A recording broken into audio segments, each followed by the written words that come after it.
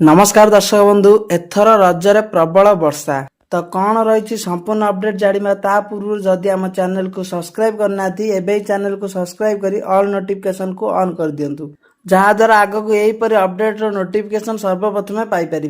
एथर रजरे प्रबल बर्षिब दक्षिण पूर्व तत् संलग्न पूर्व केन्द्रीय बंगोपसागर उपरे एक घूर्णिबलय सृष्टि होइछि। धीरे धीरे यह घूर्णीभूत होई आसंता 13 तारिख भितर लघुचाप क्षेत्र में परिणत होबार संभावना रही। सोमवार और मंगलवार पश्चिम ओडिशा रे विभिन्न स्थान में ताती 42 रु 43 डिग्री छुईब बोली पाणीपाग विभाग पूर्व आकलन करथिले, किंतु घूर्णिबलय प्रभाव जोगु ताती कमिब। सोमवार केवल संबलपुर को छाड़ी राज्यर सबु स्थान में ताती 40 डिग्री तले रहिब। उपकूल ओडिशा रे तापमात्रा 35 रु 37 डिग्री भितर रहिब बोली पाणीपाग विभाग आकलन करिसेंती।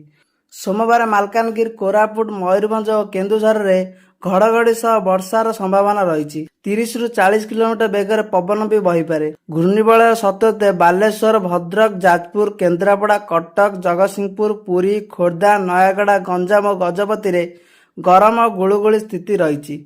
14 तारिख ठारू धीरे धीरे वर्षार विस्तृति बढ़ीपे।